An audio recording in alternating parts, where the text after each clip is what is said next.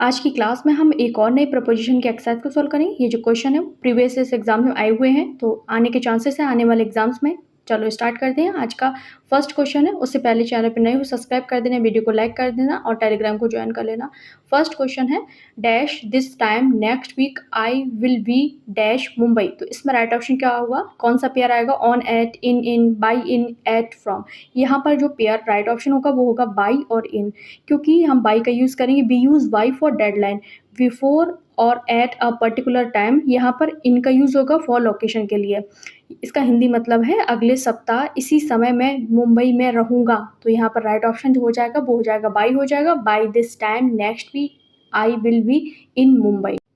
B use by for deadlines before और at a particular time. तो यहाँ पर फर्स्ट पेयर में बाय का यूज होगा और सेकंड में इन का यूज होगा, क्योंकि मुंबई में की बात कर रहा है, एक लोकेशन की बात कर रहा है। तो यहाँ बाय का उपयोग समय सीमा के लिए हुआ है और इनका स्थान के लिए। नेक्स्ट है क्वेश्चन नंबर 2 है, he fell dash the swing in the garden. तो यहाँ पर इसका हिंदी मतलब हो जाएगा वह गार्डन में झूले से गिर गया। तो यहाँ पर राइट ऑप्शन हो जाएगा फेल ऑफ का यूज़ करेंगे। जब कोई किसी वस्तु या सतह से गिरता है तो फेल ऑफ का यूज़ करते हैं। वैसे ओ डबल एफ वाला जो ऑफ होता है वो अलग के लिए होता है, जब कोई चीज़ किसी से अलग होती है तो वहाँ पर ओ डबल एफ ऑफ का यूज़ होता है। तो यहाँ राइट ऑप्शन हो जाएगा off, he fell off the swing in the garden.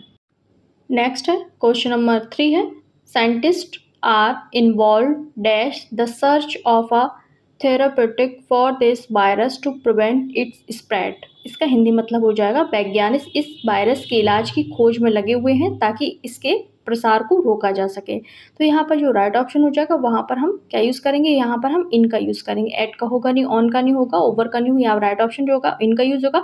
Involve in when someone is part of an activity, जब कोई व्यक्ति किसी कार्य में शामिल हो तो इन्वॉल्व इन का यूज़ करते हैं वहाँ पर। नेक्स्ट है क्वेश्चन नंबर 4 है, the aircraft made a smooth landing dash the runway.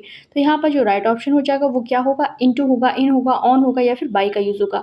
यहाँ पर we use on the runway, on का यूज़ होगा because landing happen on the surface. यहाँ लैंडिंग सतह पर होती है तो इसलिए यहाँ पर ऑन का यूज़ करते हैं हम। विमान ने रनवे पर आराम से लैंडिंग की। नेक्स्ट है क्वेश्चन नंबर 5 है, each item was sold dash a pound. तो यहाँ पर राइट ऑप्शन क्या होगा, हर वस्तु 1 पाउंड में बेची गई। तो we use sold at to show the price, मूल्य बताने के लिए हम एट का यूज़ करते हैं।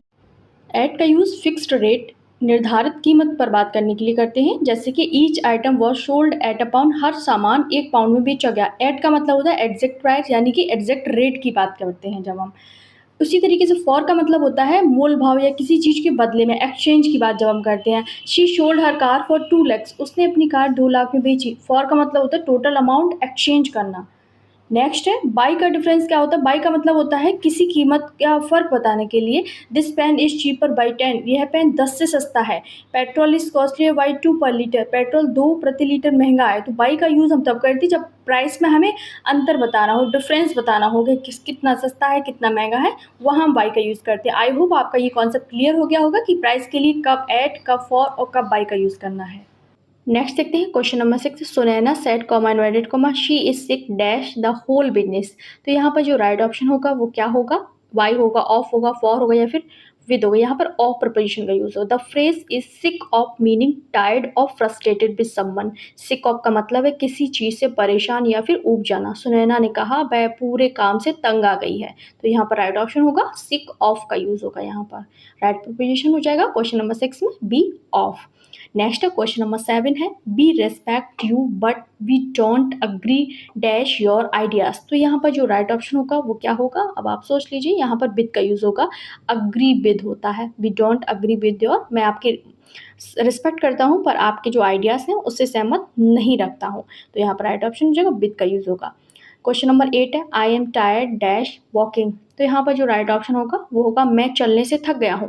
तो टायर्ड ऑफ का यूज़ होता है। बी से tired of when we are fed up और एग्जॉस्टेड। जब हम, इसका टायर्ड ऑफ का मतलब होता है जब ऊब जाना या फिर थक जाना। तो यहाँ पर ऑफ का यूज़ होगा। I am tired of walking, मैं चलने से थक गया हूँ, एग्जॉस्टेड फील कर रहा हूँ, थका थका महसूस कर रहा हूँ। नेक्स्ट क्वेश्चन नंबर 9 है, Sohail carefully put the painting dash the wall. तो यहाँ पर राइट जो ऑप्शन होगा वो ऑन का यूज़ होगा। सोहेल ने पेंटिंग को दीवार पर सावधानी से लगाया। बी से on the wall for something fixed on the surface. Next question number 10 है I stay dash Jaipur for some time, मैं कुछ समय के लिए जयपुर में रहा। तो we use stayed in with cities और प्लेसेस, तो यहाँ पर राइट ऑप्शन हो जाएगा, यहाँ पर इनका यूज करेंगे, शहरों और स्थानों के लिए इनका यूज करते हैं। नेक्स्ट है question number 11, what is the time dash your watch, यहाँ पर राइट ऑप्शन हो जाएगा, यहाँ बाई का यूज होगा, we use by your watch to ask time, समय पूछते समय बाई योर वॉच का यूज करते हैं हम, राइट ऑप्शन हो जाएगा, आपकी घड़ी में समय क्या हो रहा है, तो वाई का यूज करेंगे। क्वेश्चन नंबर 12 है it is a right way dash the railway station, तो यहाँ पर राइट ऑप्शन हो जाएगा, यहाँ पर वी से वे टू फॉर डायरेक्शन, दिशा बताने के लिए वे टू का यूज़ करते हैं, तो राइट ऑप्शन हो जाएगा टू का यूज़ होगा यहाँ पर, यह रेलवे स्टेशन तक जाने का सही रास्ता है, तो राइट ऑप्शन यहाँ पर टू का यूज़ होगा, क्योंकि दिशा बताने के लिए डायरेक्शन के लिए क्या यूज़ करते हैं, प्रपोजिशन टू का यूज़ करते हैं। क्वेश्चन नंबर 12 का राइट ऑप्शन हो जाएगा D.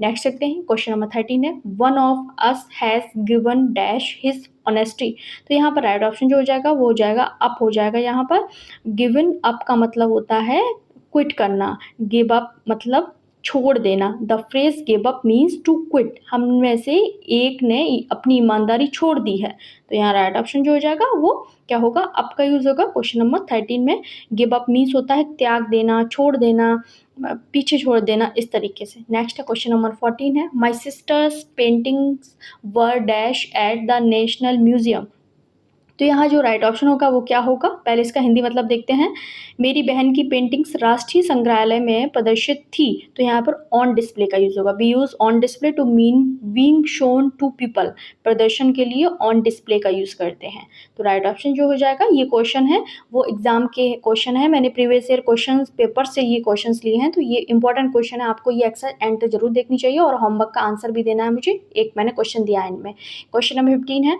The roof dash the weight of the snow, तो यहाँ जो राइट ऑप्शन हो जाएगा वो कोलैप्स्ड अंडर का यूज होगा, क्योंकि we use collapsed under to show a reason, under का उपयोग कारण बताने के लिए होता है, तो इसका हिंदी मतलब है छत बर्फ के वजन के कारण ढह गई, उसकी वजन के अंदर ढह गई, मतलब उसका इतना वेट था। क्वेश्चन नंबर 16 है the area is dash close circuit television surveillance, तो यहाँ पर राइट ऑप्शन क्या होगा, यहाँ पर यह क्षेत्र सीसीटीवी निगरानी के अधीन है, we use under surveillance to show something is being watch. Next देखते हैं क्वेश्चन नंबर 17 है she was discharge dash the hospital after treatment, तो यहाँ जो राइट ऑप्शन क्या होगा, यहाँ पर हम फ्रॉम प्रपोजिशन का यूज़ करेंगे, बी से discharge from when someone leaves a hospital officially, अस्पताल से छुट्टी होने पर डिस्चार्ज फ्रॉम का यूज़ करते हैं। क्वेश्चन नंबर 18 है her tracking was met dash obstacle, तो ऑब्स्टिकल का मतलब होता है बाधाएं, जो रुकावटें आती हैं, उसका ट्रैकिंग कई बाधाओं से भरा हुआ था, तो the phrase met with obstacle means faced difficulties, met with का अर्थ होता है कठिनाइयों का सामना करना, तो यहाँ जो राइट ऑप्शन हो जाएगा 18 में विथ का यूज होगा, her tracking was met with obstacle.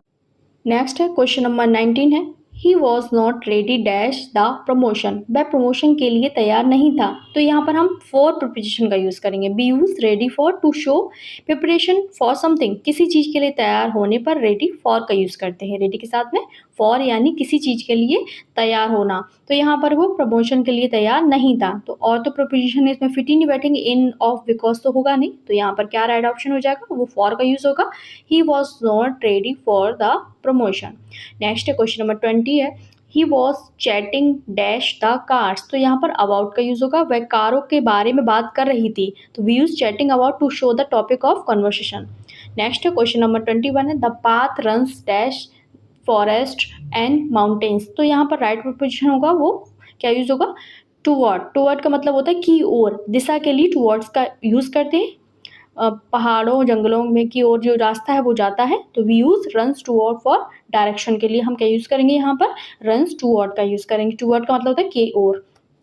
Question number 22 है we can never compare the importance dash the money with the importance of love, हम कभी पैसों के महत्व की तुलना प्रेम के महत्व से नहीं कर सकते हैं, तो यहाँ पर जो राइट ऑप्शन होगा ऑफ का यूज़ होगा, इम्पोर्टेंस ऑफ का अर्थ होता है किसी चीज़ का महत्व, we use important of to show significance, यहाँ पे हम किसका महत्व दिखा रहे हैं, किसी चीज़ से किसी तुलना करके उसको एक को ऊपर दिखा रहे हैं, हम कभी भी पैसों की तुलना प्रेम से नहीं कर सकते हैं, तो यहाँ पर राइट ऑप्शन हो जाएगा ऑफ का यूज़ होगा।